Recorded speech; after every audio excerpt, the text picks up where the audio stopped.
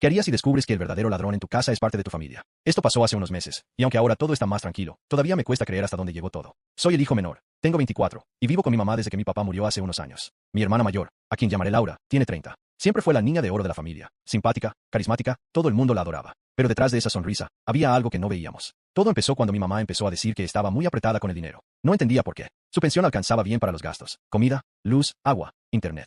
Nada de lujos, pero vivíamos tranquilos. Un día escuché que le decía a Laura: hija, ¿ya pagaste el recibo de luz? Te dejé el dinero en la mesa. Yo estaba en la cocina y la escuché responder: sí, mamá, ya lo pagué en línea. No le di mucha importancia, hasta que semanas después nos llegó un aviso de corte de servicio. Mi mamá, confundida, llamó a la compañía eléctrica, y ahí fue cuando escuché por primera vez la frase que me encendió todas las alarmas. Señora, hace 3 meses que no se registra ningún pago. Laura dijo que seguro era un error del sistema, que lo iba a arreglar. Mamá le creyó. Yo no. Esa noche revisé el cajón donde mi mamá guardaba los recibos y noté que varios tenían fechas distintas, con firmas falsificadas, como si alguien hubiera intentado tapar el hueco. No quería acusar sin pruebas, así que empecé a observar. Cada vez que mi mamá le daba dinero a Laura para pagar los servicios, la veía salir con su celular, pero en vez de ir al banco, se metía a tiendas o se pedía cosas por internet. Le dije a mamá lo que pasaba. Se molestó conmigo. ¿Cómo te atreves a decir eso de tu hermana? Ella me ayuda. Tú no sabes lo difícil que ha sido para ella. Y sí, Laura siempre fue buena manipulando. Sabía cómo hacer que todos se sintieran culpables por dudar de ella. Pasaron unas semanas y los cortes siguieron. Agua, luz, hasta el internet. Todo debía estar pagado, según Laura. Mi mamá empezó a ponerse nerviosa. Cuando le sugerí que fuera ella misma al banco, Laura se alteró muchísimo. ¿No confías en mí?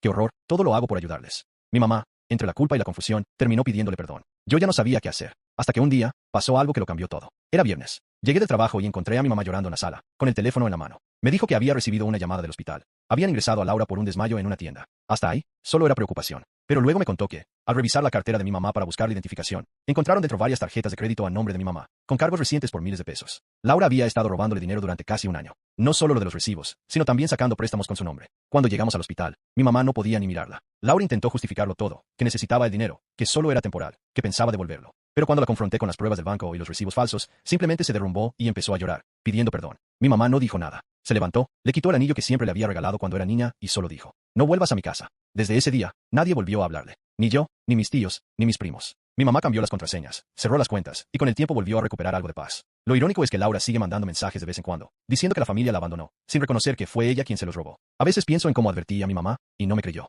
Pero también entiendo que una madre siempre quiere ver lo mejor en sus hijos, incluso cuando la están destruyendo desde adentro. Y aunque dolió ver a mi mamá llorar así, el silencio que quedó después de todo eso fue la primera vez en mucho tiempo que la casa se sintió en paz.